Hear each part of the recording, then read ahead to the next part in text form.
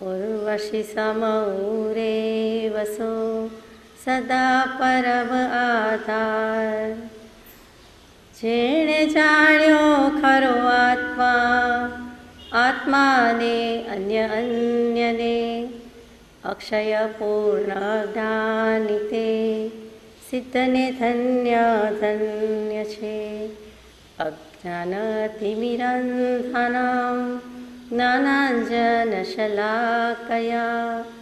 चक्षुरुन्मीलितं येन तस्मै श्रीगुरवे नमः। सत्श्रुतने नमस्कार, तारक त्रिपुटीने नमस्कार, सिमुक्कारी आत्माओने नमस्कार, मावित्रोने नमस्कार, मावित्र समान मुरब्बीओ मुमुक्षोने नमस्कार। परम कृपाळु देव प्रणीत वचनामृतजी पत्रांक 19।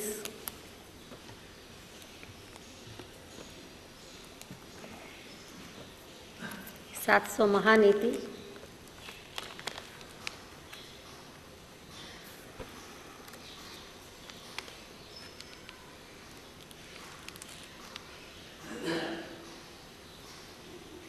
त्रणसो 36 महानीति वचननी यथाशक्ति विचारणा करी आज आगळ स्वाध्यायનો प्रयत्न કરીએ। નીતિ વચન 337 એ લઉં એ પહેલાં નીતિ વચન 336 હતું, દ્રવ્યનો ખોટો ઉપયોગ કરવો નહીં। સદુપયોગ શું કહેવાય? તો કે આહારદાન, ઔષધિદાન, વિદ્યાદાન, જ્ઞાનદાન વગેરેમાં કરીએ તે સૌથી સર્વોત્કૃષ્ટ અમુક અપેક્ષાએ જ્ઞાનદાન, વિદ્યાદાન કહ્યું છે અને કેટલીક અપેક્ષાએ આહારદાન કહ્યું છે, ઔષધદાન કહ્યું છે, અન્નદાન પણ એમાં આવી ગયું। 7 ક્ષેત્રોમાં ધન વાવવું એમ કહેવાય, 7 ખેતરમાં ધન વાવવું એ 7 ક્ષેત્રોમાં પણ જીન મંદિર, સદગુરુનું કોઈ પણ સ્થાનક એવા બધા મૂકેલા છે, બધા જાણો છો એટલે કેવું નથી, તો એ પણ સદુપયોગ કહેવાય। પણ બાકી બધા આપણે પૈસા કમાવીએ, બચાવીએ, બનાવીએ, સંતાનને આપીએ અને ઘરમાં રાખીએ કે જે કંઈ થયો તે જુદી જુદી રીતે ઉડાવીએ। મોટા ઘર, વધુ પરિગ્રહ, વધુ ધંધા, વધુ જર ઝવેરાત, વધુ સોનું, વધુ પ્રોપર્ટીઝ, એને ભગવાને સદુપયોગ કર્યો નથી। દ્રવ્યનો ખોટો ઉપયોગ કરવો નહીં। 2-5 લાખ ફટાકડામાં જતા રહે, લાખોના લાખો લગ્નમાં જતા રહે, લાખો ઝવેરાતમાં જતા રહે, લાખ તો ઓછા પડે, હવે લાખો ઓછા પડે એવું છે। એ બધું વિચાર કરીને એ પ્રસંગો ઉજવવામાં પણ એટલા બધા પૈસા વેડફી નાખીએ એ દુર્વ્યય છે, એ દુરુપયોગ છે। સૌએ પોતે વિચારવાનું છે, ભગવાને એને ખોટો ઉપયોગ કહી દીધો છે। નીતિ વચન 337 નાસ્તિકતાનો ઉપદેશ આપવું નહીં ઉપાસક। નાસ્તિક શું? ન આસ્થા, ન અસ્તિ, ન આસ્થા, કોઈ પણ વસ્તુ છે તેમ લાગતું નથી। વસ્તુ કઈ? તો કે પાપ નથી, પુણ્ય નથી, કર્મ નથી, ધર્મ નથી, મોક્ષ નથી। આત્મા છે તો આ ભવ પૂરતો છે, આ ભવ મળ્યા તો પરભવ કોણે દીઠા। શરીર તો પંચમહાભૂતનું બનેલું છે, મળ્યું છે અને હમણાં વિલીન થઈ જશે, સંસ્કાર થઈ જશે, એનો અગ્નિ સંસ્કાર થઈ જશે। એ રીતે આત્મા પણ જાણે કે જતો રહેશે, પછીનું કોણે જોયું છે, કોણે દીઠું છે। ચારવાક દર્શન, ચારવાક પણ એક ઋષિ હતા, લોકાયત દર્શન, એ બધા એના બીજા શબ્દો છે, પર્યાય શબ્દો છે। એની માન્યતાને પણ ઘણી બધી સમર્થન આપે એવી દલીલો છે, એવા લોકો છે, આજે પણ છે। એટલે પાપ, પુણ્ય, કર્મ, ધર્મ, ભગવાન, મોક્ષ કાંઈ માનતા નથી, પૂર્વજન્મય નથી અને પુનર્જન્મય નથી। જે કંઈ છે તે અત્યારે છે। ઋણમ કૃત્વા ઘૃતમ પીબેત, દેવું કરીને પણ ઘી પીઓ, જલસા કરો, બધું માણો, ખરીદો અને ભોગવો। અને દેખાય છે આપણને તો કે નાસ્તિકતાનો ઉપદેશ આપવું નહીં। હું કોઈને એમ ન કહું કે કર્મ ધર્મ નથી, ભગવાન નથી, સર્વજ્ઞ નથી, આત્મા નથી, મોક્ષ નથી, ઉપદેશ આપવું જ નહીં, પણ આપવો પડે તો આસ્તિકતાનો આપવો કે જે વસ્તુ છે, અસ્તિત્વ, હોવું, થવું, જે વસ્તુ છે જ, અનંતકાળથી છે, અનાદિકાળથી છે, અનંતકાળ સુધી રહેવાનું છે, લોક સ્થિતિ જે પ્રકારે છે, વિશ્વ વ્યવસ્થા જે પ્રકારે છે, સર્વજ્ઞ પ્રણિત તત્વ એમ જ કહે છે, તો આત્મા છે, આત્મા નિત્ય છે, કર્તા છે, ભોગતા છે, મોક્ષનો ઉપાય છે. આ 6 મહાપ્રવચન, આ 6 પદ આત્માને મોક્ષ સુધી લઈ જાય એમાં અસ્તિત્વથી માંડીને છેક સુધી નિર્વાણ સુધીની શ્રદ્ધા કરાવે તેવા એ 6 મહાપ્રવચન એનું ભગવાન કહે છે નિરંતર સંશોધન કરજો. એટલે એ 6 પદ છે, 6 મહાપ્રવચન છે, જ્ઞાની પુરુષોએ બોધેલા છે. અનંતા જ્ઞાની પુરુષોએ, તીર્થંકર દેવોએ, સત્પુરુષોએ કયા છે, આપણને પરમ કૃપાળુ દેવે કૃપા કરી અને 6 પદના પત્ર રૂપે સમજાય તેવી રીતે મૂકી દીધા છે. એનો મહિમા જેમ તેમ નથી. 6 પદનો પત્ર કે આત્મસિદ્ધિજી બેમાં કોઈ ભેદ નથી. એક ગદ્યમાં છે, એક પદ્યમાં છે. લખનારો એક જ પુરુષ છે. એમણે ધ્યાનમાં રાખ્યા છે એ પણ આપણા બધા જેવા જીવો, આપણે પોતે બધા જ, અને સાથે સાથે શ્રી સત્પુરુષ સૌભાગભાઈ અને શ્રી પ્રભુશ્રીજી.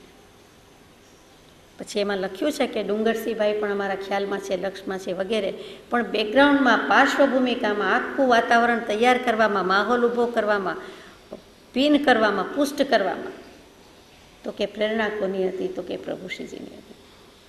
6 પદનો પત્ર મળ્યા પછી થયું કે આ ગદ્યમાં છે, પ્રભુ વૃદ્ધાવસ્થા છે, કંઈ મોઢે કરી શકાય, ગાઈ શકાય તો ઠીક, એવી વિનંતી. પણ શ્રી સૌભાગભાઈને કહે છે કે આપ કહો તો માને. જાણે કે ભગવાનને પક્ષપાત હોય, એમ તો હોઈ શકે જ નહીં, તો વિતરાગશેના અને પરમ કૃપાળુ શેના. પણ જીવને એમ લાગે છે કે આપનું વડીલ છો, 44 વર્ષ વયોવૃદ્ધ છો. કૃપાળુદેવ કરતાં સૌભાગભાઈ 44 વર્ષ મોટા હતા, ઉંમરની વાત કરીએ છીએ, તો મોટી પાઘડીવાળા છે અને કંઈક કહેશો તો માન્ય કરશે. અને એમને પણ વૃદ્ધાવસ્થા છે, સમય નજીક આવે છે જવાનો, એટલે એમણે વિનંતી કરી અને પછી માન્ય કર્યું. પણ કહેનાર, ચડાવનાર, પ્રેરણા આપનાર, બધી રીતે સમર્થન આપનાર પ્રભુશ્રીજી છે.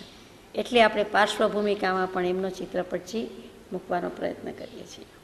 છે તો બધું જ કાલ્પનિક. એ વખતે કંઈ તસવીર, ફોટો લેવાયો નથી. આત્મસિદ્ધિજીનું સર્જન થયું તે વખતે લેવાયો નથી.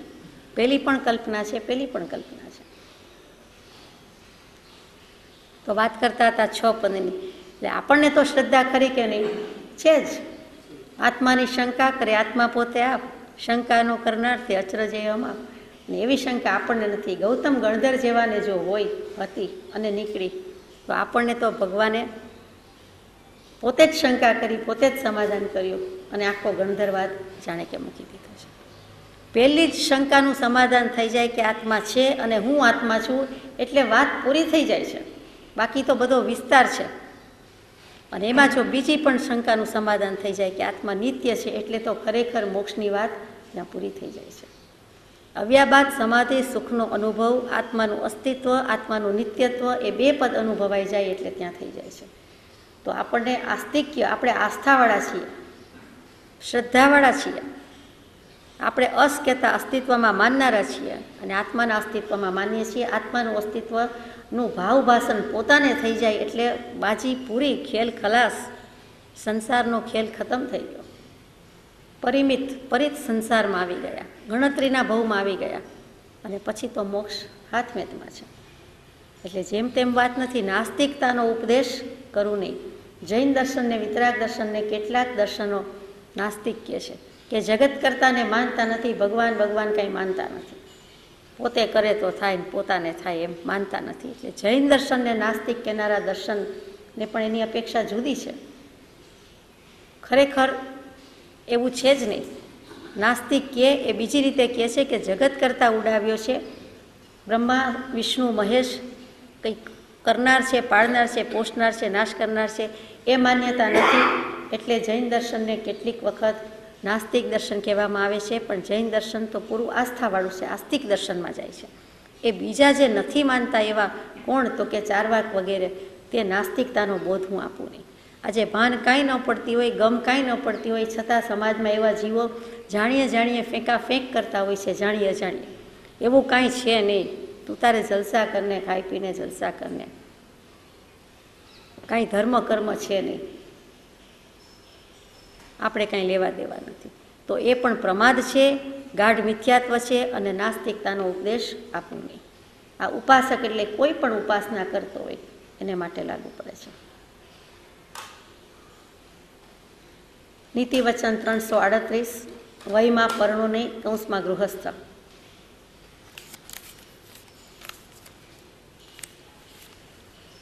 વય શું? ઉંમર. ઉંમર લાયક થતાં પરણું નહીં, ગૃહસ્થની વાત છે. ગૃહસ્થાશ્રમમાં છીએ, બ્રહ્મચર્ય આશ્રમ પૂરો કર્યો પછી હજુ ગૃહાશ્રમી થયા નથી, થવાનું બાકી છે, તો પણ વિચાર કરે છે કે ભલે બધા કહે છે કે ઉંમર થઈ, ઉંમર લાયક થયા, ત્યાં ઉંમર નથી બોલતા, ઉંમર લાયક કહે છે. સમય થયો છે પરણવાનો, તો કે એટલો બધો વૈરાગ્ય છે કે હું પરણું નહીં. વય થઈ ગઈ તો ભલે થઈ ગઈ, ઉંમર થઈ ગઈ તો ભલે થઈ ગઈ, માવતર કહે તો ભલે કહે, સમાજ કહે તો ભલે કહે, લોકો કહે તો ભલે કહે, પણ જો પોતાને ખરેખર ખરો વૈરાગ્ય હોય તો કે હું વયમાં પણ પરણું નહીં.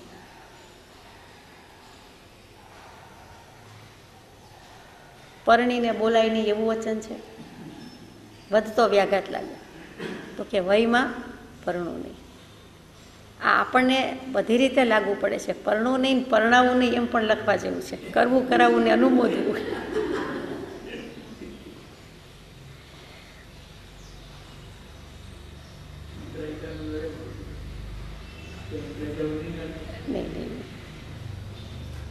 બ્રહ્મચર્ય પાલનનો મહિમા બતાવ્યો છે કે બની શકે તો કોઈ પણ જીવે જન્મ ધર્યો છે તો આત્મા પ્રાપ્ત કરવા માટે છે, મોક્ષે જવા માટે છે અને બ્રહ્મચર્ય પાલન માટે છે. પણ નથી બની શકતું, નથી થઈ શકતું, એટલે ગૃહસ્થાશ્રમની યોજના છે. અને ગૃહસ્થાશ્રમ છે તો બ્રહ્મચર્ય આશ્રમ છે. વિચારવા જેવું છે કે બ્રહ્મચારી કોઈ પણ જીવ છે, ભાઈ અગર બેન, તો એનો જન્મ તો માતા પિતાએ જ આપ્યો. એટલે ગૃહાશ્રમ છે તો બ્રહ્મચર્યાશ્રમ છે, બ્રહ્મચર્યાશ્રમ છે તો ગૃહાશ્રમ છે એમ નહીં બોલાય, એમ નથી. પણ ગૃહાશ્રમ છે તો બ્રહ્મચર્યાશ્રમ જરૂર છે. ગૃહાશ્રમ છે તો બધા આશ્રમ છે, એમાંથી જ વાનપ્રસ્થાશ્રમ, એમાંથી જ સંન્યસ્તાશ્રમ થાય છે. એટલે ગૃહસ્થાશ્રમને મોટો દેવ કીધો છે, મોટી મહત્તા એની ગાય છે, જેમ તેમ નથી. અને બહુમતી એમાં જ હોવાની, એટલે એ રીતે એ મોટો છે, મહાન છે. અને બીજા ધર્મોને, બીજા આશ્રમને પણ પાલન પોષણ રક્ષણ કરે છે. અહીંયા તો એમ કહ્યું કે વયમાં પરણું નહીં. એટલે જો ખરેખર સંસાર પ્રત્યે વૈરાગ્ય હોય તો પરણું નહીં. અને કોઈને કરવું, કરાવવું ને અનુમોદવું એટલે એ પણ કરવા જેવું નથી. જંબુ સ્વામીએ શું કર્યું? નેમિનાથ ભગવાને શું કર્યું?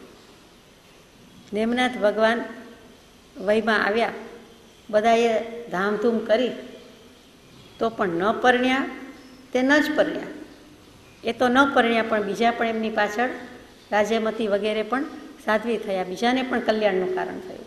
જંબુ સ્વામીએ શું કર્યું? એને પરણ્યા માનો કે ન પરણ્યા માનો?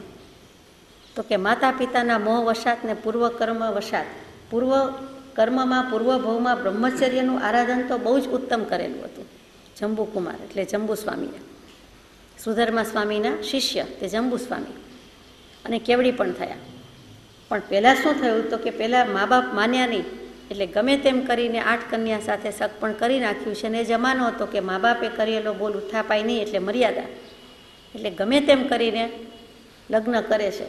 લગ્નની રાત્રે જ 8 અપ્સરા જેવી કન્યા એમ કહેવાતું, એવી સૌંદર્યવતી યુવતીઓને તરત જ સદબોધ આપે છે. રાતભર સદબોધ ચાલે છે. 8 કન્યા બૂજી જાય છે. પોતે તો નથી જ પરણ્યા, છતાં નથી પરણ્યા. સમાજની દૃષ્ટિએ લગ્ન વિધિ, વિવાહ વિધિ સંપન્ન થઈ ગઈ, પણ તરત જ આ ઉપદેશ શરૂ થાય છે. રાત્રિ જાગરણ, ધર્મ જાગરણ થાય છે. પૂરો વૈરાગ્ય છે. અને એના સાક્ષીમાં 500 ચોરને લઈને જે પ્રભવ સ્વામી આવેલા, એટલે 500 જણાનું સૈન્ય લઈને ચોરી કરવા નહોતા આવ્યા, પણ જે પ્રભવ સ્વામી કહીએ છીએ, જે મુનિ થઈ ગયા, એ પહેલાં પ્રભવ ચોર થઈને આવે છે.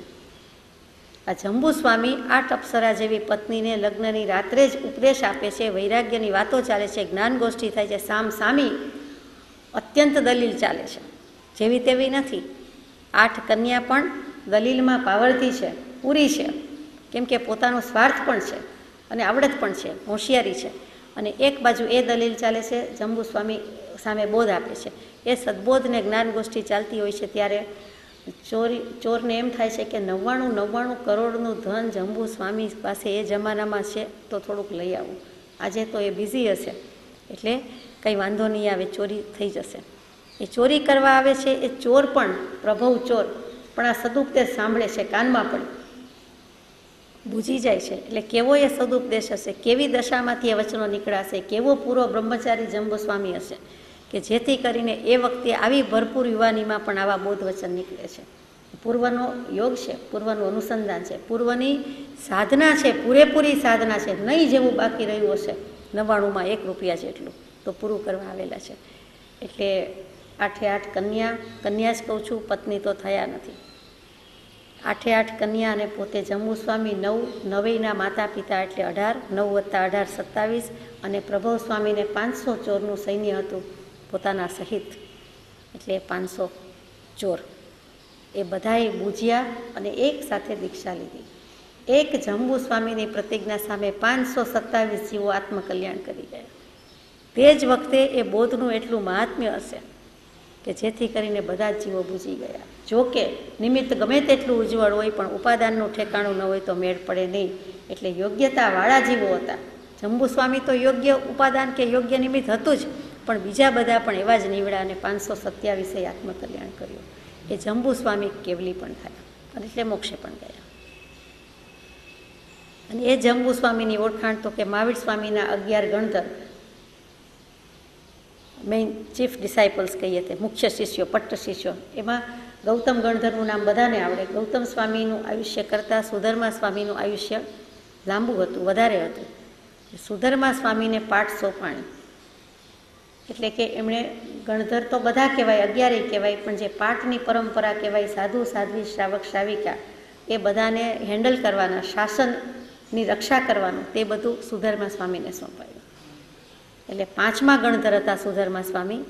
કેટલાકનું આયુષ્ય મહાવીર સ્વામીની વિદ્યમાનતામાં પૂરું થઈ જાય, કેટલાકનું પછી થઈ ગયું. સુધર્મા સ્વામી દીર્ઘાયુષી હતા અને 5મા ગણધર હતા, એટલે એ સિનિયર મોસ્ટ ગણાયા.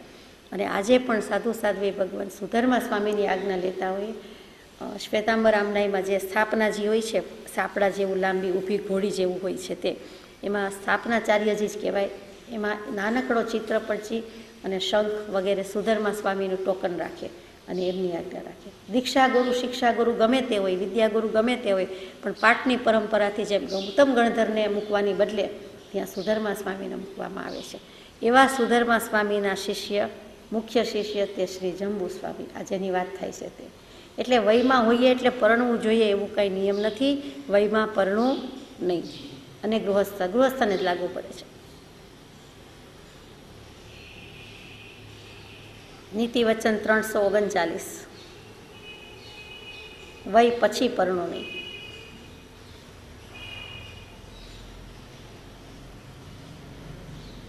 ત્યાં વૃદ્ધાવસ્થા 50 વર્ષે એમ થાય કે હવે પરણું, 60 વર્ષે એમ થાય પરણું, 75 વર્ષે એમ થાય કે કમ્પેનિયનશીપ તો તૂટી ગઈ, કોઈક તો હોવું જ જોઈએ ને સંભાળ કોણ લે. બાળકો સંતાનો એમના માળામાં ગૂંથાઈ ગયા છે, એમના ઘરમાં ગૂંથાઈ ગયા છે કે ગૂંથાઈ જશે, મારું કોણ? પણ અમસ્તુય આપણું કોઈ નથી જ, પણ મારું શું અને મારું કોણ એમાં જીવને ભૂલાવામાં નાખી દે છે. એ વખતે કોઈ પણ કારણથી પરણે તો ભગવાનની આજ્ઞા નથી કે વય પછી પરણું નહીં. શું કામ પરણું નહીં? બધા વ્યવહારની વસ્તુ આપ વધારે જાણો છો મારા કરતાં. તો કે પૂર્વાશ્રમના કોઈ હોય, પોતાના સંતાન વગેરે હોય તે, અને જેની સાથે પરણે તેને પણ એના પૂર્વાશ્રમના જે કોઈ સંતાન હોય, બબ્બે પરિવારની જવાબદારી આવીને ઓઢાડી જાય છે. એ કરવા જેવું જ નથી, થઈ શકે જ નહીં, કરી શકાય જ નહીં. એકની જવાબદારી વહન કરવાની ના છે, 2 પરિવારની જવાબદારી વહન કરવાની કોઈ દિવસ આ હોય? સીધી વાત છે. અથવા તો ઘણા કાળ સુધી બ્રહ્મચર્ય આશ્રમનું સેવન કર્યું હોય અને પછી 5, 50, 75 વર્ષે એમ થાય કે હવે પરણું તો કેમ, નિયમ ન લીધો હોય અથવા નિયમ પૂરો થઈ ગયો હોય તો કે એ પણ વય પછી પરણું નહીં. બીજું મોટે ભાગે એ જ ડિફરન્સ હોવાનો. જે પાત્ર સાથે લગ્ન કરે છે એમાં મોટે ભાગે, અને એ જમાનામાં વૃદ્ધો અને કન્યાના કજોડા બહુ જ થતા, એટલે પણ લખવું પડે છે કે એવી રીતે વિચાર ભેદ હોય, વય ભેદ હોય, બધો જ ભેદ આવે. અને એને કારણે પોતાનો દેહ વહેલો છૂટી જાય, પતિનો વહેલો છૂટી જાય અને પાર્ટનર પત્ની પાછળ રહી જાય તો એ પણ દુઃખનો વધારો જ છે, બીજું કાંઈ નથી. દુઃખ જ વધે છે, એનો ભાર વધે છે. એટલે વય પછી પરણું નહીં. વૃદ્ધાવસ્થામાં અથવા તો કોઈ પણ સંયોગોમાં અકસ્માત થાય, એવી વેદના આવે, એવો રોગ થાય તો ખરેખર ભગવાનનો બોધ અંશે પણ જો ગ્રહણ કર્યો હોય, ભલે નીતિ નિયમ ન લીધા હોય તો પણ એ બીજી વાર પરણે નહીં, વય પછી પરણું નહીં. એના જેવા કોઈ સુખિયા નથી પણ પોતે પોતાને દુઃખી માને છે. સમાજ આપણા જેવા બધા જીવો વ્યક્તિઓનો જ બનેલો છે, એને પ્રમોટ કરતા હોય છે, ઉત્તેજન આપે છે. સાચી વાત છે, બિચારા એકલા થઈ ગયા, શું થાય, કરવું જ પડે ને, એ તો બોલાય જ નહીં. એવું બોલનારને, એવું અનુમોદન કરનારને બીજે ત્રીજે ભાગે દોષ લાગે છે. કરવું, કરાવવું ને અનુમોદવું એટલે 33% દોષ તો લાગે જ લાગે. એવી કઈ જરૂર છે? એવું શું કહેવાનું છે? વચન વિધાન કરીને રાખી દઈએ કે હા એમણે બીજું લગ્ન કર્યું, પછી વાત પૂરી. કરવું જોઈતું હતું, સારું કર્યું, એ આપણને ન શોભે. એમ જ હોય નહીં. કોઈ પણ કારણે આમાં ભલે લખ્યું નથી પણ વિચારતા એમ લાગે કે વય પછી પરનું નહીં. આજે આપને ખબર તો હોય જ, પણ ઇન્ડિયામાં કોઈક વખત 3 પેઢીના, એટલે કે 3 પાત્રો એક જ પરિવારના, સગી લોહીની સગાઈ, ફર્સ્ટ ડિગ્રી બ્લડ રિલેશનશીપ, સગા પિતા, સગા દાદા અને સગો પુત્ર, અગર પુત્રી, એ ત્રણેય લાઈફ પાર્ટનર શોધવા નીકળ્યા હોય છે. એક જ કુટુંબના ત્રણેય માટે શોધવાનું છે. પૂછવું પડે કે કોનું કરવાનું છે, કોની વાત ચાલે છે. અથવા અમુક વાત ઉપરથી સમજાય કે આ બાપુજીની વાત ચાલે છે ને આ દાદાજીની વાત ચાલે છે ને આ દીકરાની કે દીકરીની વાત ચાલે છે. સમાજનું સ્તર આટલું બધું બદલાઈ ગયું છે. કારણ ગમે તે હોય, પણ એકી સાથે એક જ વર્ષમાં, એ જ અરસામાં ત્રણેય જણાને પરણવાનું થાય છે, એ થતું હોય છે. કેટલા બધા એવા કિસ્સા જોવા મળે છે, સાંભળવા મળે છે. તો કે વય પછી પરણવું. અને એમાંય જે ગૌરવ હોય કે 70-80 થયા તો શું થઈ ગયું, પરણવું નહીં. અમે હજુ નાના જ છીએ, યંગ જ છીએ, યંગ જ દેખાઈએ છીએ, તો એ પણ ખોટું છે, ગર્વ છે. 340મું છે કે વય પછી સ્ત્રી ભોગવું નહીં. એમાં પણ એ જ આશય આવ્યો કે અમે હજુ યુવાન જ છીએ, અમે 80 વર્ષના થયા તોય શું, તો એ ચાલે નહીં. ભગવાનની આજ્ઞા નથી કે વય પછી સ્ત્રી ભોગવું નહીં. અનંતકાળથી ભોગવતા આવ્યા છીએ, કોઈને કોઈ રીતે, કોઈને કોઈ ગતિમાં, કોઈને કોઈ યોનિમાં. સ્પર્શેન્દ્રિય તો હતી જ, ક્યારે નહોતી. અને આ ભવમાં એક આયખાના કેટલાક દાયકા સુધી તો ભોગવવાનું નહોતું, બ્રહ્મચર્ય આશ્રમ હતો. મનથી કદાચ કોઈએ ભોગવ્યું, ત્યાર પછી વચનથી અને કાયાથી ભોગવવામાં બાકી રાખ્યું નહીં, તો પછી હવે શું ભોગવવાનું છે? આટલા વર્ષ પછી પણ સમજાય નહીં, એ વિચારણીય છે. તો કે વય પછી સ્ત્રી ભોગવું નહીં. એના કરતાં એ વાત ડાયા હોય છે કે વાતમાં ફાંકા હોય છે, એનો જે ગર્વ છે એનો એને વધારે દોષ લાગી જાય છે. એ ખરેખર ભોગવે એના કરતાં એને જે વટ છે, એને જે માન છે, એને પોતાની શક્તિ ઉપર જે કંઈ ભાવ છે, ભાર મૂકે છે, એનાથી એને ઘણો બંધ થાય છે, ઘણો દોષ લાગે છે. એને ભવાંતરમાં સારા સંયોગો હોય તો પણ બ્રહ્મચર્ય પાલન સુધી જઈ શકતો નથી. અને જ્યાં સુધી સ્થૂળ બ્રહ્મચર્ય પાલન પણ નથી કરી શકતો, ત્યાં સુધી એને આત્મામાં રમણતા ને આત્મામાં મગ્નતા ને આત્મા પ્રાપ્ત તો થતું જ નથી. પાત્રતા માટે બ્રહ્મચર્ય એ મોટામાં મોટું સાધન છે, મોટું સાધન છે. આપણે રોજ ગાઈએ છીએ કે પાત્ર થવા સેવો સદા બ્રહ્મચર્યમતીમાન. એટલે વય પછી સ્ત્રી ભોગવું નહીં. સ્ત્રીને પુરુષ માટે લાગવું પડે, પુરુષને સ્ત્રી માટે લાગવું પડે, પણ અહીંયા ભગવાને કોઈ અપેક્ષા મૂકી નથી. વય પછી સ્ત્રી ભોગવું નહીં, ગમે તે હોય.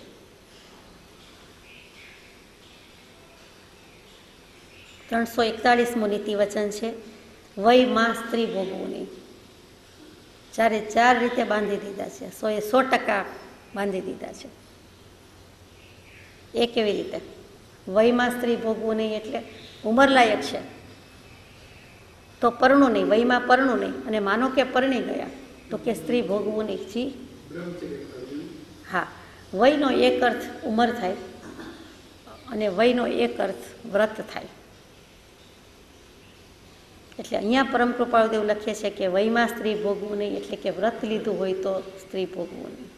વ્રત લીધા પછી સ્ત્રી ભોગવું નહીં. ભોગવવાનું હોય જ નહીં, પણ વયનો એ અર્થ મને બેસે છે.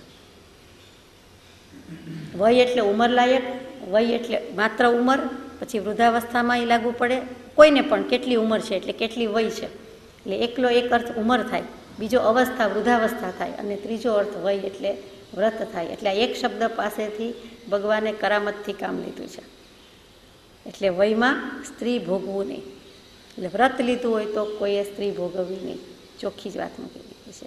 અને વયમાં બધો આવી ગયો શબ્દ, યુવાની હોય તોય નહીં, ઉંમરલાયક થાય તોય નહીં.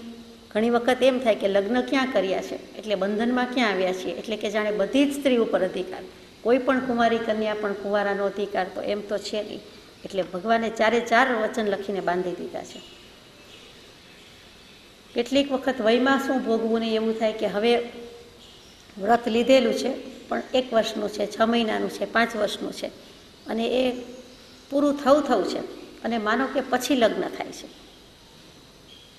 તમે કહેશો કે વ્રત પછી લગ્ન કેમ? તો કે બ્રહ્મચારી અવસ્થા છે, બ્રહ્મચારી ભાઈ, બ્રહ્મચારી બેન, 25, 30, 35 વર્ષ જે પણ ઉંમર હોય તે, અને એમ થોડું થોડું એડ કરતા જતા હોય અને પાલન કરતા હોય, અને પછી પરણવાનું થાય. તો કે વ્રત હવે પૂરું જ થાય છે ને, 1-2 મહિનાની જ વાર છે ને, 1-2 અઠવાડિયામાં જ પૂરું થાય છે ને, અને એમાં જો લગ્ન થઈ જાય અથવા કોઈ એવા સંયોગ આવી જાય તો કે વયમાં સ્ત્રી ભોગવું નહીં, કારણ કે વ્રતનું પાલન છે, જાણી અજાણ્યા છે. એવી જ રીતે હજુ સગાઈ અને લગ્ન સમાજે જેને કીધેલા છે એવા કોન્ટ્રાક્ટ કયો, શરત કયો કે વિધિ કયો થયા નથી, તો એમાં પણ છે કે ભોગવવા જેવડા છીએ તો શા માટે ન ભોગવીએ, તો એને પણ લાગુ પડે કે વયમાં સ્ત્રી ભોગવું નહીં.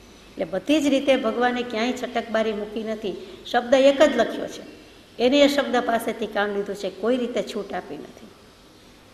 સેજમાં શું તો એમ ન ચાલે. આજે સાંજે રાત્રિ ભોજન ત્યાગનો નિયમ પૂરો થતો હોય તો આજે જ સાંજે જ આપણે આવતીકાલનો એડ કરી દઈએ અથવા તો ઓનવર્ડ્સ જતા રહીએ તો વધારે લાભનું કારણ છે.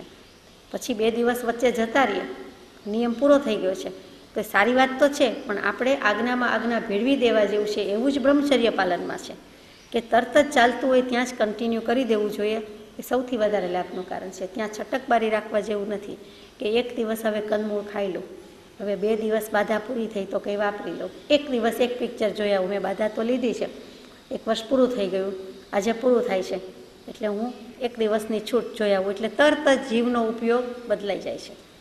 સહેજ ચાખી લો, કોઈ કંદમૂળનો બહુ જ સ્વાદનો ત્યાગ થયો ન હોય ને બહુ જ ભાવતું હોય તો એમ થાય કે હવે 1 દિવસ કે 1 અઠવાડિયું શાંતિ વેકેશન અને વાપરી લે, તો ત્યાં પરિણામ કેવા થઈ જાય, બગડી જાય છે. એટલે ભગવાનની આજ્ઞા છે કે બને તો સતત ચાલુ રાખ. આપણે સમજી ગયા એટલે હવે કંઈ કેવું નથી. નીતિવચન 342, કુમાર પત્નીને બોલાવવું નહીં. આના જ અનુસંધાનમાં છે. કુમાર પત્ની એટલે પુત્ર વધુ એમ સમજાય છે. કુમાર દીકરો, પુત્ર, અને પત્ની, તો કે કુમારની પત્નીને બોલાવવું નહીં. સગાઈ થઈ ગઈ હોય, લગ્ન ન થયા હોય તો ઘરે બોલાવવાનો, બહાર લઈ જવાનો, ફરવા મોકલવાનો બધો ચાલ ઘણા વર્ષથી થઈ ગયો છે. એટલે આપણને આ નીતિવચન જૂનું જ લાગે, 125 વર્ષ પહેલાંનું, ગળે ઉતરે એવું નથી, પણ એમાં પણ ઘણા અનર્થ સર્જાઈ જતા હોય છે. માઠું જ થતું હોય છે, એમાં મીઠું કાંઈ થતું નથી, એક પણ વસ્તુ એમાં સારી નથી, તો એ પણ હું કરું નહીં અને એને બોલાવવું નહીં. બીજું કુમાર પત્ની એટલે માનો કે કુંવારી કન્યા કોઈ પણ, એટલે કુમાર પત્નીમાં આવી જ ગયું, અહીંયા પત્ની લખ્યું છે, ફિયાન્સી શબ્દ વાગદત્તા એવું લખ્યું નથી. તો સસરા અને વહુ, પુત્ર વધુ, તો એના સંબંધમાં પણ કદાચ કોઈક વખત વિષય વિકાર વિશેષ જોર કરી જાય અને કુદૃષ્ટિ બની જાય, થઈ જાય, તો કે કુમાર પત્નીને બોલાવવું નહીં.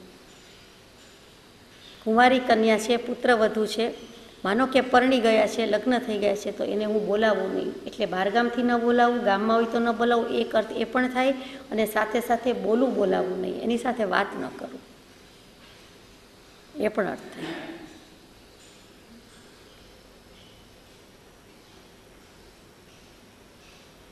કારણ કે પત્ની લખી દીધું છે એટલે લગ્ન બાકી છે એમ નથી કેવું.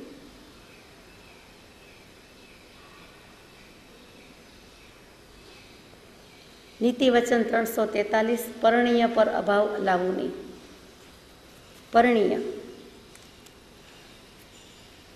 પતિ હોય તો પત્ની અને પત્ની હોય તો પતિ. મગજમાં કે જીવનમાં વૈરાગ્ય ભરપૂર હોય અને એને કારણે અરુચિ, તિરસ્કાર, અભાવ, અણગમો આવે તો કે એના પર હું અભાવ લાવું નહીં. જે પાત્ર જેવું મળ્યું તેવું, કોઈ પણ કારણે વિદ્યા, જ્ઞાન, કુળ, રૂપ, સૌંદર્ય, ધન, કોઈ પણ સ્વભાવ, પ્રકૃતિ, કોઈ પણ બાબતમાં કંઈક આપણાથી ઓછું કે વધતું મળ્યું, સામે એક સરખું તો લગભગ હોય નહીં. જીવ એમ માને છે કે અમે વળે વળ શોધ્યું છે અથવા તો અમને ગમતું ફાવતું કર્યું છે, પણ કાંઈક કોમ્પ્રોમાઇઝ, કાંઈક એડજસ્ટમેન્ટ તો હોય જ અને હોવાનું છે. તો ત્યાં એમ કહે છે કે એની સાથે હું અભાવ લાવું નહીં, એના પર અભાવ લાવું નહીં. કોઈ પણ જાતનો તિરસ્કાર, અણગમો, ધિક્કાર શોભે જ નહીં. એ ક્લેશ છે અને કોઈ પણ કારણે સંસારમાં ક્લેશિત થવું યોગ્ય નથી. એટલે ક્લેશના કારણ જ ઊભા કરે એના પર અભાવ લાવવું નહીં. ગમે તે હોય, પડ્યું પાનું નભાવી લેવું તો પછી સરખી જ રીતે નભાવી લેવું, હસતા જ નભાવવું, પ્રેમથી જ નભાવવું, સામાજિકને ખબર પણ ન પડે એવી રીતે નભાવવું. એનું નામ શોભા છે, એનું નામ સંસ્કાર છે, એનું નામ શીલ છે. એટલે પરણીય પર અભાવ લાવવું નહીં. જે અવસરે જે પ્રાપ્ત થાય તેને વિશે સંતોષમાં રહેવું. પૂર્વ કર્મ કરવા જતાં બાંધતી વખતે વિચાર નથી કર્યો તો જે ભાવથી બંધાઈ ગયું છે તે ભાવ ઉદયમાં આવ્યું છે તો સમ્યક પ્રકારે સમભાવે વેદવું જ વેદવું. એ જ બોધ છે. કૃપાઉદેવા જેવા સૌભાગભાઈને લખે, આપણને લખે, બધાને લખે તો એ જ કરવા જોઈએ છે. નીતિ વચન 344. વૈરાગી અભાવ ગણું નહીં. કૌંસમાં ગૃહસ્થ મુનિ. વૈરાગી અભાવ ગણું નહીં. વૈરાગ્ય હોય, વૈરાગ્ય સભર હૃદય હોય અને પછી અભાવ લાગતો હોય તો એને અભાવ કીધો નથી. એ તો ભગવાન કહે છે કરવા યોગ્ય છે. એવું તો હોવું જોઈએ કે જીવનમાં વૈરાગ્ય ક્યાંથી, તો કે વૈરાગ્યને અભાવ કહેતા નથી. વૈરાગી અભાવ ગણું નહીં એટલે વૈરાગ્યને અભાવ કીધો નથી. પણ એ હૃદયમાં, ઘટમાં, મનમાં વૈરાગ્ય હોય, અનાસક્ત ભાવ હોય, ઉદાસીન પરિણામ હોય, બીજાને ખબર પણ ન પડવી જોઈએ, એ રોલ ભજવવાનો છે. બંને જાય છે સાથે, નહીંતર તો એ ડિવોર્સમાં પરિણમે અથવા તો મોટા વિચારભેદ થાય, મતભેદ થાય, ક્લેશના કારણો જ થાય. એકને વૈરાગ્ય અને બીજાને કાંઈ નહીં તો કેવી રીતે મેળ પડે? એટલે ખબર પણ ન પડે તેવી રીતે, સમજી શકાય તેવી રીતે, તો કે એને વૈરાગ્ય છે એટલે એને અભાવ છે એમ નહીં કહેવાય. એ ઉદાસીનતા છે પણ અભાવ નથી. કેટલું બેલેન્સ રાખ્યું છે કૃપાળુદેવે. પોતે પોતાનો સંસાર તો માંડ્યો છે પણ કહે છે કે બધી રીતે બહુ સુખી છે એમ પણ નહીં કહેવાય અને દુઃખી છે એમ પણ નહીં કહેવાય. પોતાના ગૃહવાસ માટે પોતે જ વિધાન કરેલા છે. એટલે સુખી દુઃખી તો આપણી માન્યતા છે, પણ ગમે તે હોય, ભગવાન જેવો ભગવાન નિર્વાહે તો એના મુમુક્ષુએ તો બધું નિર્વાહ કરવો જ જોઈએ ને, સમ્યક પ્રકારે એને સમભાવે. એમાં પછી તડફડ ચાલે નહીં તો કે વૈરાગી અભાવ ગણવું.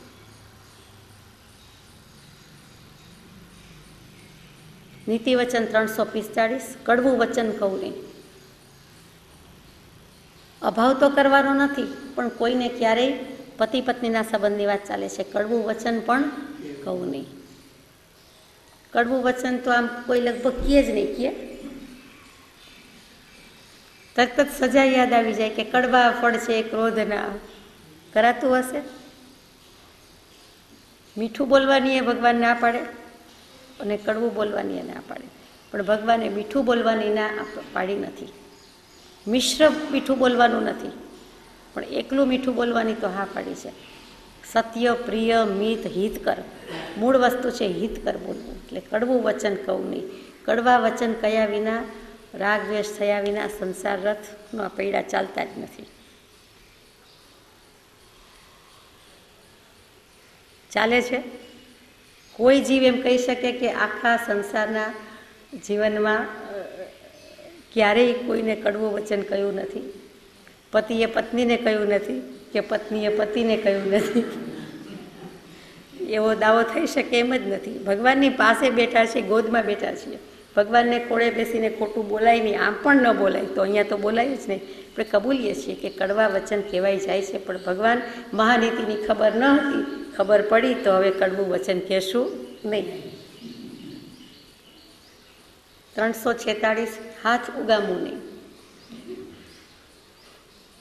અત્યંત ક્રોધ આવી જાય કશાયનું પરિણામ છે, બીજું કાંઈ નથી. જીવને ભાન ભૂલાવે છે. મોહ અને ક્રોધ બે ભેગા થાય છે. મોહ વશાત ક્રોધ થાય છે આમ તો, અને ક્રોધ વશાત મોહ થાય છે. મોહ એટલે ત્યાં રાગ એમ નહીં, પણ મૂંઝાઈ જવું, મૂર્છા પામી જવું, અભિમાન છે, કોઈને કોઈ કારણે માન મદ રહેલા છે એટલે પોતે આત્માને તો ભૂલે છે, પણ બધું જ ભૂલી જાય છે. એટલે જેમ પીધેલાને કોઈ પ્રકારનું સારા સારનો વિવેક રહેતો નથી, ભાન રહેતું નથી, એમ ડાઈ વાતો કરી હોય, પણ જો તે વખતે ક્રોધને માનને બધા ભેગા થાય, કશાય ભાવ આવી જાય તો હાથ ઉપડી જાય કે હાથ ઉગામી જાય, તો કે એ તો ભયંકર કશાય છે, એટલે હાથ ઉગામવું નહીં. નીતિ વચન 347, અયોગ્ય સ્પર્શ કરવું નહીં. ગમે ત્યારે સ્પર્શ કરવાની ઘણાને ટેવ હોય, તો કે ગમે ત્યારે સ્પર્શ કરવું નહીં, ગમે તેમ સ્પર્શ કરવું નહીં, ગમે તેને સ્પર્શ કરવું નહીં, યોગ્ય ન હોય તે રીતે ક્યાંય કોઈ જીવને સ્પર્શ કરવો નહીં. ઘણીવાર કેટલાક જીવોને ઘરમાં બેસવા ઉઠવામાં પણ બધાને સ્પર્શ કરીને ટચ કરીને જ બેસવા બોલવાની ઉઠવાની ટેવ હોય. પછી માતા પિતા હોય, સંતાન હોય, બધા સંબંધો આવી જાય છે. અહીંયા ચોખવટ નથી કરી અને અનુસંધાન પતિ પત્નીનું જ લાગે છે, પણ સમજવા માટે છે. તો કે એવી રીતે ખોટે ખોટું કરવું નહીં. 2 જણ બેસી શકે એટલી જગ્યા હોય, 3 જણ બેસી શકે એવો સોફા હોય તો 4-5ને બેસવું હોય, 4-5 બેસી શકે એવું હોય તો 8ને બેસવું હોય. આ શું છે?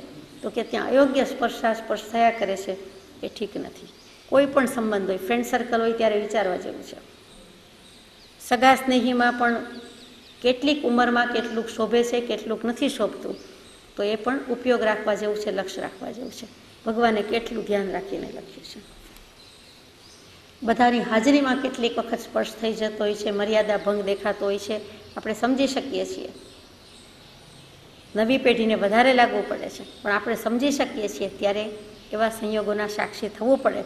તો કે એમ નહીં, પણ પોતે તો વિચારે, પોતે તો ધ્યાન રાખે, તો કે અયોગ્ય સ્પર્શ કરવો નહીં. નીતિ વચન 348, 12 દિવસ સ્પર્શ કરવું નહીં. શુક્લ પક્ષ અને કૃષ્ણ પક્ષ 12 તિથિની વાત આવી હતી કે 30 દિવસ ન થઈ શકે તો 12 દિવસ તો તિથિ પાલન, બ્રહ્મચર્ય પાલન કરવું, એટલે 12 દિવસ હું સ્પર્શ કરું નહીં. નીતિ વચન 349, અયોગ્ય ઠપકો આપવું નહીં. જરૂર હોય તો જરૂર ઠપકો આપો, પણ અયોગ્ય ઠપકો આપવું નહીં. ઠપકાની રીત કઈ? યોગ્ય વ્યક્તિ, યોગ્ય પાત્ર, યોગ્ય સમય, યોગ્ય શબ્દો માં ઠપકો આપો, પણ અયોગ્ય ઠપકો આપવું નહીં. એ નક્કી પોતે જ કરવાનું છે ને, એ નક્કી કરતા જ નથી આવડતું, એટલે જ ગોટાળા થાય છે. નીતિ વચન 350, રજસ્વલામાં ભોગવું નહીં. 12 દિવસની ના કહી છે, 30 દિવસની પણ આજ્ઞા નથી, તેમ છતાંય કરવું જ પડે. રહેવાતું જ ન હોય, અશક્ત જ હોય, તો જીવને ચાલતું જ ન હોય તો સંસાર ગબડાવી રાખે. પણ એમ કહે છે કે થોડુંક તો થોક ઋતુ ધર્મમાં હોય, રજસ્વલા હોય ત્યારે ભોગવવાની ચોખ્ખી ના કીધી છે, કારણ કે સમાજમાં એવા કામાંધ અને વિષય લંપટ જીવોનો પાર નથી. કોઈ પણ જીવને માટે લખ્યું છે કે આ કરવા યોગ્ય જ નથી. હિન્દુ શાસ્ત્ર લ્યો કે જીનાગમ લ્યો કે કોઈ પણ લ્યો, પણ એક કામ વિષયના નિષ્ણાત કે તજજ્ઞ પુરુષો સિવાય, સેક્સોલોજીસ્ટ સિવાય, એવા કેટલાક કોઈક નિષ્ણાત વૈદ્ય એ બાબતના એવા અભિપ્રાય પડે છે, પણ એ સિવાય બધા જના મત એક સરખા છે કે આ સમયે તો ભોગ ભોગવવાની ના જ છે, પ્રતિબંધ છે, આજ્ઞા નથી, મનાય જ છે. જો ક્યારેય ભોગવવાની આજ્ઞા ન હોય તો પછી આ સમયમાં તો ભોગવવાની હોય જ નહીં. એ રોગ જ લાવે છે, પણ જીવને સમજ પડતી નથી. એવી સંતાનની ઉત્પત્તિ કેમ થાય છે એ પણ સમજ પડતી નથી. એ બધા જ દુઃખના કારણ જ છે, ક્લેશના કારણ જ છે. જો આટલું સમજી સ્વીકારી લે તો એ બધાથી હટી જાય છે, પાછો ફરે છે. નીતિ વચન 351, ઋતુદાનમાં અભાવ આણું નહીં. કોઈ પણ કારણે પૂર્વકર્મ બળવાન હોય, ગમે તેટલો વૈરાગ્ય હોય અગર ન હોય, પણ પૂર્વકર્મ વશાત પરણિતો ગયા, સંસાર તો માંડ્યો. એક જીવને વૈરાગ્ય છે, વધતો જાય છે, બીજા જીવને કોઈ પણ કારણે નથી, તો વૈરાગ અને રાગને તો ક્યાંય મેળ પડવાનો જ નથી. થોડુંક પણ ઇમ્બેલેન્સ થાય એટલે પ્રોબ્લેમ થવાનો છે, ક્લેશ થવાનો છે. એટલા માટે લખે છે કે બેમાંથી 2 લાઈફ પાર્ટનર બંને એકબીજા માટે સર્જાયા, તો એમાંથી એક વ્યક્તિને જો ઈચ્છા હોય, એને સંતતિ સંતાન જોઈતું હોય, એને સંસાર રથ આગળ નભાવવો હોય, આગળ જવું હોય, કે પોતાનું નામ રહે, પોતાનો વંશ રહે, અથવા તો પોતાના સર્જનનો એને આનંદ જોઈતો હોય, તો પછી મારે એમાં અભાવ આણવો નહીં. તો બીજા પાત્રને દુઃખી કરીને સમજાવટ કરવી જોઈએ, પણ બીજા પાત્રને દુઃખી કરીને અભાવવાનું નહીં, એવી ભગવાનને લખવું પડ્યું છે. આ કેટલું બેલેન્સ છે. આ ગૃહાશ્રમની વાત છે એટલે લખવું પડે છે, નહીંતર તો ગૃહાશ્રમ રહેતો જ નથી. જો વૈરાગ્ય જ હોય અને બંને બ્રહ્મચર્ય પાલન કરે તો ત્યાં ગૃહાશ્રમી કેવું ઘટતું નથી, સંસારી કેવું ઘટતું નથી. એટલા માટે લખવું પડે છે. એકમાત્ર એક પ્રયોજન કે એક ઉત્પત્તિના પ્રયોજન સિવાય બીજું કોઈ નથી, એનું નામ ઋતુદાનમાં અભાવ અણુ નહીં. અને એ પણ લાઈફ પાર્ટનર ન સમજે તો, ન સ્વીકારે તો, ક્લેશ કરે તો, બાકી તો આજ્ઞા છે જ નહીં. નીતિ વચન 352, શૃંગાર ભક્તિ સેવું નહીં. પોતે નહીં ને પોતે જેને માન્યા છે એવા પરમાત્મા, એને ખૂબ ખૂબ રીતે બધું શણગાર કર્યા કરે, જુદી જુદી રીતે શણગાર કર્યા કરે, જુદા જુદા વસ્ત્ર પરિધાન કરે. નવરાત્રિમાં માતાજીને તો કે માતાજી માટે બધું જ સુશોભન કર્યા કરે, વસ્ત્ર, આભરણ, આભૂષણ બધું જ. તીર્થંકર દેવમાં પણ ચાલો ને અમને આંગીથી માંડી ને બધો જ શૃંગાર કરવો ગમે. કાલ સવારે બીજા કોઈ ઈષ્ટદેવ, આરાધ્ય દેવ ઠાકોરજી હોય તો કહેશે કે વસ્ત્રમાં પણ સાજ સજા કરે, રંગબેરંગી કરે, જુદી જુદી રીતે કરે. તો કે એ બધાની ભક્તિ હું શૃંગાર પ્રિયતાથી ન કરું. એ શૃંગારી ધર્મ સેવું નહીં અગાઉ આવી ગયું છે, એટલે એની શૃંગાર ભક્તિ પણ સેવું નહીં. અને બીજી રીતે પોતે પતિ પત્નીના સંબંધ, સંસારની વાત ચાલે છે તો કે કંઈ પણ શૃંગાર પ્રેરક છે, શૃંગારમય છે, તો એની ભક્તિ કરવું નહીં, એવું વાંચન કરવું નહીં, એવી મૂવી જોવું નહીં, એવી રીતે સાજ સજા શણગાર કરવું નહીં, કે બધું આવી ગયું તે પણ શૃંગારની ભક્તિ કરવું નહીં, શૃંગારના સાધનોની ભક્તિ કરવું નહીં. એ પણ એક અર્થ થાય. નીતિ વચન 353, સર્વ પર એ નિયમ ન્યાય લાગુ કરવું.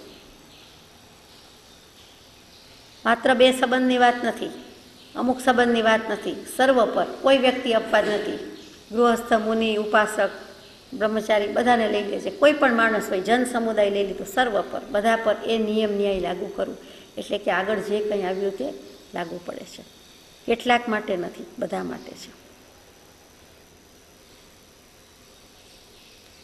નીતિ વચન 354, નિયમમાં ખોટી દલીલથી છૂટવું નહીં.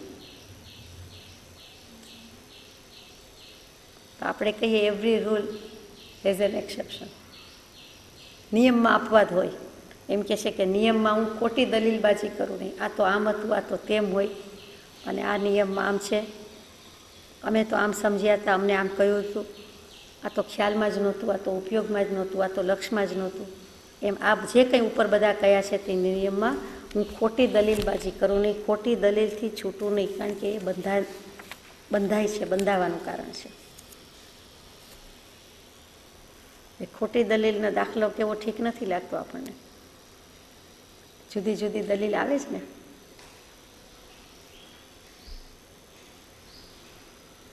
નીતિ વચન 355, ખોટી રીતે ચડાવવું નહીં.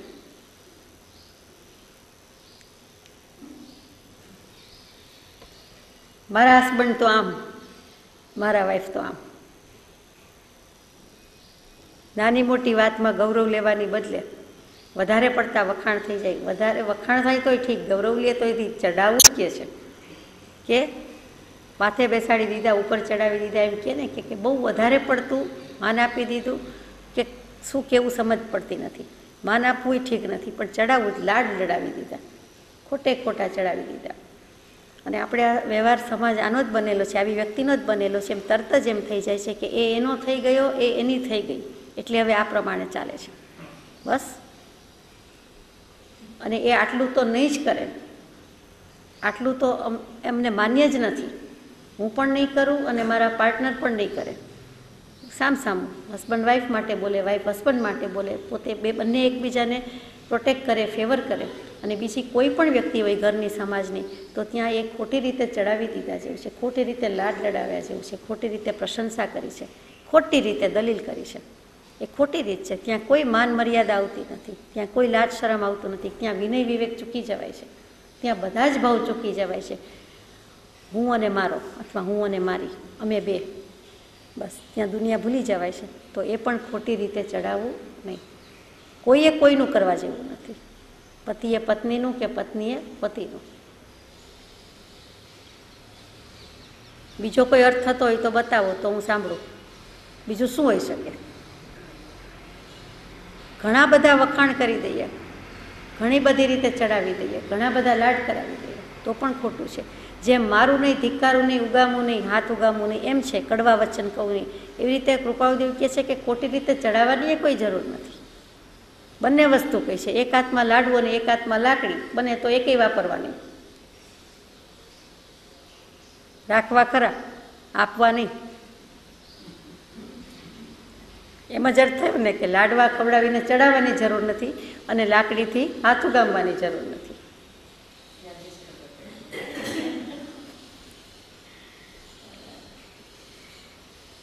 નીતિ વચન 356 દિવસે ભોગ ભોગવું નહીં. જિંદગી આખી બ્રહ્મચર્ય પાલન ન થાય તો પણ માત્ર દિવસે ભોગ ભોગવવાનું છોડી દે કે ન કરે તો પણ એને અડધી જિંદગીનું બ્રહ્મચર્ય પાલનનું ફળ મળે. જેટલા વર્ષ જીવ્યા હોય, સંસાર અવસ્થામાં, વિવાહિત અવસ્થામાં જેટલા વર્ષ હોય એમાંથી અડધો અડધ એને બ્રહ્મચર્ય પાલનનો લાભ થાય. એ જેવી તેવી વાત નથી. જેમ જિંદગી આખીમાં રાત્રિ ભોજન ત્યાગ હોય તો પણ આપણને અડધો અડધ ટાઈમ ઉપવાસી કયા છે ભગવાને. કે 12 કલાક તો મોઢું બંધ હતું તો દિવસે પણ ભોગ ભોગવે નહીં તો એને અડધી જિંદગી બ્રહ્મચર્ય પાલન કર્યું છે. ઘણી વખત કેટલાક પ્રકારે સંતતિ જુદા જુદા રોગવાળી, ખોટખાપણવાળી જન્મે છે. એના ઉપાય થાય છે, એની ટ્રીટમેન્ટ થાય છે, બધું જ છે. પણ એ જીવો એવા શા માટે જન્મે છે, એના કારણ શું છે અથવા શું હોઈ શકે એની ચર્ચા વિચારણા અગર તો એના ઉપાય, એના વિશેનું શિક્ષણ, સંસ્કાર એ બધું બહુ ઓછું જોવા મળે છે. એ થાય તો સમાજને ઘણા લાભનું કારણ છે. એમાંનું આ એક કારણ છે કે દિવસે પણ સંયમન નથી હોતું તો ઘણી વખત ખોટખાપણવાળા અથવા તો માનસિક મંદતાવાળા વગેરે અનેક પ્રકારે બાળકો જન્મે છે. એક મોટું કારણ છે પણ જીવના લક્ષમાં નથી. શાસ્ત્રોએ ઠોકી ઠોકીને ભાર મૂકેલો છે. એમાં હિન્દુ ધર્મના શાસ્ત્રો હોય કે જીનાગમ હોય પણ આ વસ્તુ મુકાયેલી જ છે. ઇવન સાયન્ટિસ્ટ પણ કેટલાક કહેતા હશે, વિજ્ઞાન પણ સાક્ષી પૂરે છે, પણ જગત માનતું નથી. એટલે બીજા બધા ઉપાય કરે છે, એના માટે દાન વગેરે પણ અપાય છે, પણ એનું મૂળ કારણ શોધે, ડાયગ્નોસિસ કરે તો વધારે લાભનું કારણ છે. આ એક મોટું કારણ છે. નીતિ વચન 357 દિવસે સ્પર્શ કરવું નહીં. આવું બને છે એના મૂળમાં શું છે કે સ્પર્શ વગેરે કરવા જાય છે એટલે અતિચાર એક પછી એક થતા જાય છે અને ભંગ થઈ જાય છે. જો વ્રત નિયમ હોય તો ભંગ થઈ જાય છે અને નહીં તો એ સામેનાને ઉત્તેજન કરે છે, આકર્ષણ કરે છે. એટલે એ પણ કરવું નહીં. વડીલોની, ગુરુજનોની, સ્નેહીજનોની, સમાજની મર્યાદા તો સચવાય જ છે. બીજા કોઈ પણની હાજરીમાં એટલે એ મર્યાદા પણ સચવાય છે અને સાથે સાથે આ પણ સચવાઈ જાય છે. નીતિ વચન 358 અવભાષાએ બોલવું નહીં. અપશબ્દ લખ્યું હતું એ ઓછું લાગ્યું તો આપણને હવે અવભાષાએ બોલાવવું નહીં એમ લખ્યું છે. જે તે શબ્દોમાં ઉત્તેજના થાય એટલા માટે આડીઅવળી રીતે એવી ભાષા બોલવી નહીં, એવી ભાષાએ બોલાવવું નહીં. કેટલાકને મૂવીમાં વિશેષણો સાંભળ્યા હોય એટલે ઘરમાં પણ બોલવાની ટેવ પડી જાય. હની અને જાને મન સિવાય સાંભળવા મળે નહીં તો એ શું છે આપણે વિચાર કરવાનો છે. એવા બીજા પણ કેટલાક શબ્દો હશે. ડિયર પણ કેવું હોય તો ભગવાન એક જ વાલો છે, બીજો કોઈ વાલો નથી. અને તદ્દન સ્વાર્થપણે કહી દેવા જેવું છે કે કોઈ પણ જીવને પોતાને પોતાનો આત્મા જ વાલો છે. સૌથી પ્રિય પોતાને પોતાનો આત્મા જ છે, પછી બીજો છે, બીજો તે બીજો. એટલે સાવ ખોટું છે. આવા વિશેષણ બોલે છે પણ ધે ડોન્ટ મીન ઇટ.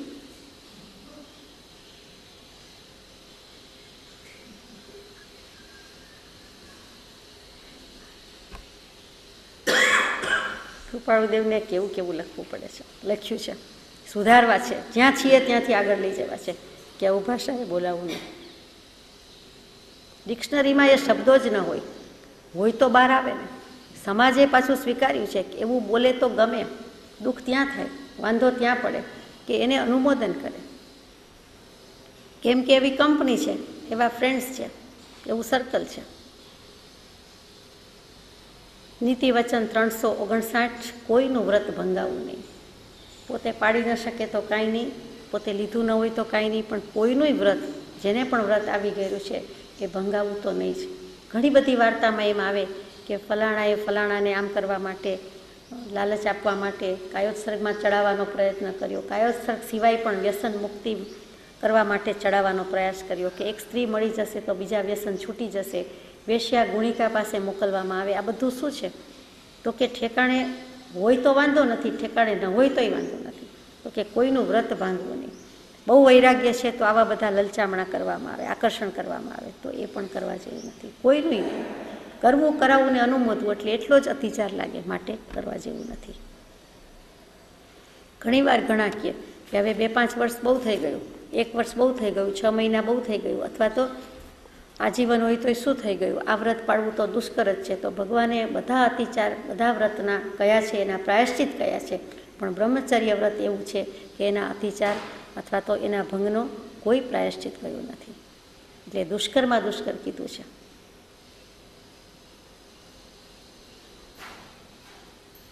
નીતિ વચન 360, જાજે સ્થળે ભટકવું નહીં.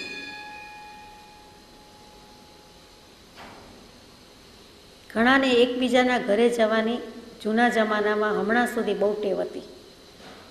કોઈ ન હોય તો પાડોશી, અને નહીંતર ગામમાં નજીકના સગાવાલા. હવે થોડુંક બધા સ્ટોરમાં જતા વધારે થઈ ગયા, એટલે કોઈના ઘર ન ગણે, સ્ટોરમાં જતા રહે. વોક પણ થઈ જાય, શોપિંગ પણ થઈ જાય,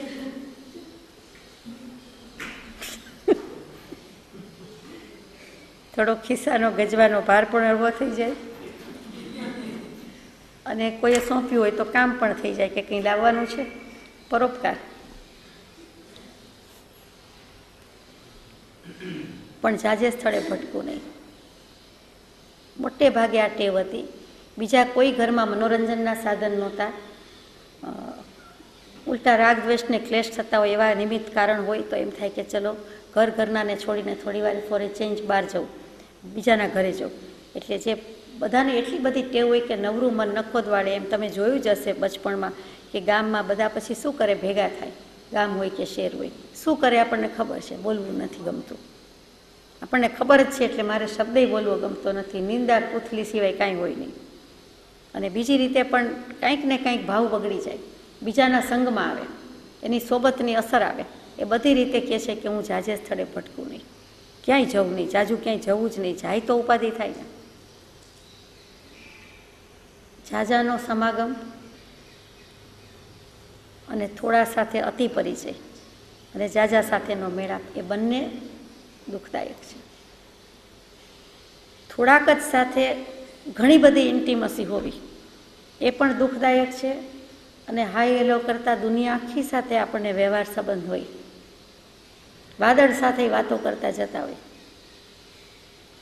અને બધા સાથે દોસ્તી પ્રીતિ થતી જતી હોય, તો એ કરવા જેવું નથી. અહીંયા તો ભટકું નહીં શબ્દ જ છે. એટલે રખડપટ્ટી કરતા હોય, આવન જાવન કરતા હોય, સમય પાસ કરતા હોય. પાછા કે સમય નથી, ટાઈમ પાસ. આ ટાઈમ પાસ કાઢી નાખવાની વાત છે કે ક્યાંય જવું નહીં, ભટકવું નહીં. નીતિ વચન 361, કે સ્વાર્થ બહાને કોઈનો ત્યાગ મુકાવવું નહીં. મારો પોતાનો આપણો સ્વાર્થ કંઈક સધાતો હોય, સ્વાર્થમાં આવી ગયું સેલ્ફિશનેસ, તો કે કંઈક હેતુ સારવો હોય, કંઈક કામ કઢાવવું હોય, એટલા માટે કોઈએ લીધેલો ત્યાગ હોય એ હું છોડાવું નહીં. તું જો આમ કરશે ને, તું જો લગ્ન કરશે ને તો આટલું આમ થશે, કે તો આટલું આમ આપશું, તો આમ કરીશું. ભલે એને વ્રત હોય કે નહીં, પણ એ હજી અનમેરિડ છે, ત્યાં સુધી એ સંસારમાં આવ્યો નથી, તો એને કાંઈ આપણા કોઈ સ્વાર્થ માટે એનો ત્યાગ છોડાવાય? તો કે એનો ત્યાગ મુકાવવું નહીં. બહુ વિચારવા જેવી વાત છે કે કોઈ પણ સંબંધમાં, સમાજમાં ક્યારેય પણ પોતાના સ્વાર્થ માટે, સ્વાર્થના નેજા હેઠળ એનું બાનું લઈને કોઈએ લીધેલો ત્યાગ મુકાવવું નહીં. તમે છોડી દો ને, પછી મારું કલ્યાણ થાય, મારી સાથે રહેજો અથવા હું તમારી સાથે રહીશ તો કલ્યાણ થાય. પણ પેલો જે લીધેલો ત્યાગ છે, ત્યાગમાં બધું આવી જાય. કોઈ દીક્ષા લીધી હોય તો એ પણ આવે, અને બ્રહ્મચર્ય વ્રત લીધું હોય તો એ પણ આવે. તો એ કરવા જેવું નથી. કોઈનો ક્યારેય ત્યાગ છોડાવવું નહીં. બધા વ્રત નિયમ પચકાણ બધા આવી જાય. સામાયિક પ્રતિક્રમણ લીધા હોય તો એ પણ આવે, પણ અત્યારે અનુસંધાન આનું વધારે સમજાય છે. નીતિ વચન 362, ક્રિયાશાળીને નિંદુ નહીં. ક્રિયાશાળીને નિંદુ નહીં એટલે સામાયિક પ્રતિક્રમણ યાદ આવી ગયા કે એવી જે કોઈ ક્રિયા કરતા હોય, બુદ્ધિશાળી, વિદ્યાશાળી, એવી રીતે ક્રિયાશાળી, નવો શબ્દ. કૃપાળુદેવ છે, ન યોજે તો જ નવાય, ક્યાંય નહીં વાંચવામાં આવે. એટલે ક્રિયા પણ એ શાલીનતાથી કરે છે, એ ક્રિયાશાળી. સામાયિક પ્રતિક્રમણ, ભક્તિ વગેરે સમ્યક પ્રકારે રૂઢી રીતે ભલી ભાંતિ સમજી વિચારીને ભાવથી કરતી હોય તો પછી એવા ક્રિયાશાળીને હું નિંદુ નહીં. અને કોઈકને ક્રિયાનો આગ્રહ થઈ ગયો હોય તો ત્યાં ક્રિયા જળ શબ્દ મૂકે છે. એટલે ક્રિયાશાળી એટલે એમ લાગે છે, સમજાય છે કે બુદ્ધિશાળી, એમાં સારો જ ભાવ છે કે બુદ્ધિવંતા, બુદ્ધિ હોય તે, શીલ, શાલ અને શાળી. એટલે જે પણ ક્રિયા સારી રીતે કરે છે તેને નિંદુ નહીં. પછી કોઈ પણ હોય, એમાં અત્યારે તો 6 આવશ્યક યાદ આવે છે. પછી કોઈ પૂજા વગેરે સારી રીતે કરતું હોય તો એને પણ હું નિંદુ નહીં, કે સારી રીતે સમજીને કરે છે, વિચારીને કરે છે. નીતિ વચન 363, નગ્ન ચિત્ર નિહાળવું નહીં.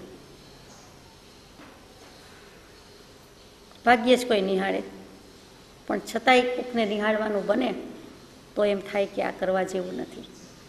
એ કરે છે શું? તો કે વિષય વિકારમાં જ વધારો કરે છે, બીજું કાંઈ કરતું નથી.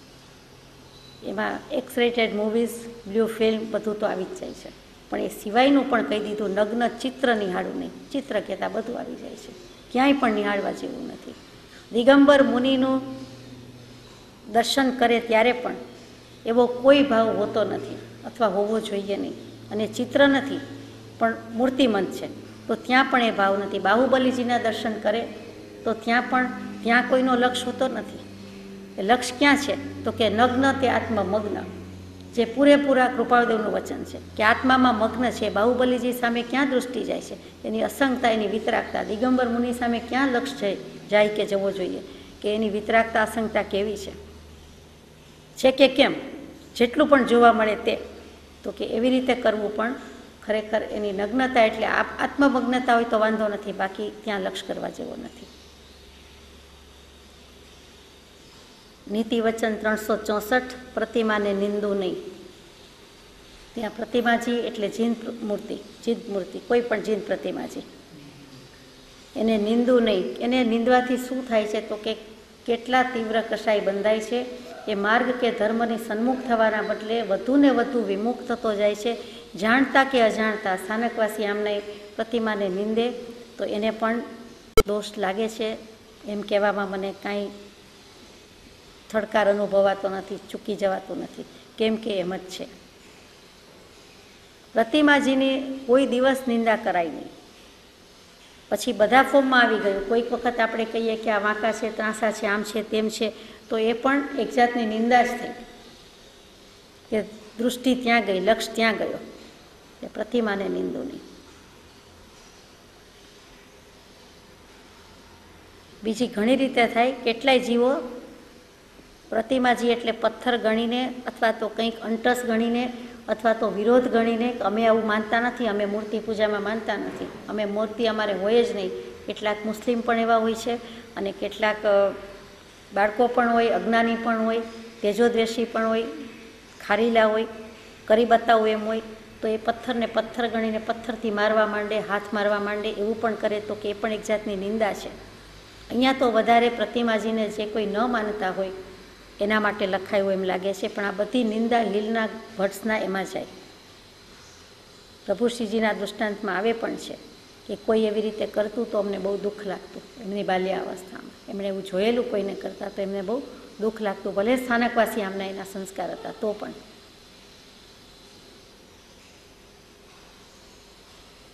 આપણે તેમાં આવતા નથી એટલે વાંધો નથી, પણ કોઈ પ્રકારે નિંદા કરવા યોગ્ય નથી. કેટલીક પ્રતિમા મનોજ્ઞ હોય અને કેટલાક ન હોય તો એમ પણ કહેવા જેવું નથી કે આમાં ભાવ આવતા નથી, પોતાને ભાવ આવતા નથી એમ કે ત્યાં સુધી વાંધો નથી, પણ આ ભાવ આવે એવા પ્રતિમાજી નથી તો ત્યાં પ્રતિમાજીની અંશે નિંદા થઈ ગઈ. આપણે સર્ટિફિકેટ આપવાની જરૂર નથી. આપણે કરાવવા ગયા હોય, આપણા ઉપર જવાબદારી હોય, તો આપણે કેટલાક વિચાર કરવા પડે, તો પણ નિંદાની રીતે ન કરવા પડે. એ સલાટના કોઈ અવગુણ કાઢતા હોય એવી રીતે કંઈક કદાચ કહેવું પડે. બિલકુલ જ વિચિત્ર કર્યું હોય, બની હોય, તો આપણે કહેવું પડે કે આ બિલકુલ બરોબર નથી, આ ઠીક નથી, પણ એ કહેવું પડે તો. બાકી પ્રતિમાજીની નિંદા કરવું નહીં. નીતિ વચન 365, પ્રતિમાને નિરખવું નહીં. પ્રતિમાને નિરખવું નહીં. પ્રતિમા એટલે શું? મૂર્તિ, સ્ટેચ્યુ કહેવાય. કોઈ પણ સ્ટોરમાં જોવા મળતા, કોઈના ઘરમાં જોવા મળતા સ્ટેચ્યુ છે એને પ્રતિમા કહેવાય. બાળક હોય તો બાળક, સ્ત્રી હોય તો સ્ત્રી, જે ફોર્મમાં જે મૂક્યું હોય તે, તો એ પણ પ્રતિમા છે. લાકડાની સ્ત્રી હોય, માર્બલમાં કંડારેલી સ્ત્રી હોય, ગ્રેનાઇટમાંથી બનાવેલી સૌંદર્યવતી સ્ત્રી હોય, કે અનારકલીનું રૂપ છે જુઓ તો ખરા, તો ત્યાં શું ભાવ છે? શું મૂર્તિ છે? મૂર્તિ જ છે ને, પ્રતિમા જ છે ને, સ્ટેચ્યુ જ છે ને, છતાં સૌંદર્ય રૂપ નીતરતું લાગે. મોનાલિસાનું હાસ્ય, તો કે મોનાલિસાનું સ્ટેચ્યુ કેવું મજાનું હાસ્ય, કેવું મોહક સ્મિત, આખું વિશ્વ જેને એકી અવાજે વખાણે તેવું. તો ત્યાં શું ભાવ થયો? તો કે એવા પ્રતિમાજીને, અને આથી ખરાબ પણ હોય, આ તો બધા હજુ સારા છે જે નામ આપ્યા તે, પણ એથી ક્યાંય કોઈ પણ કક્ષાના હોય તો એવા પ્રતિમાજીને હું નિરખું નહીં, નિહાળું નહીં.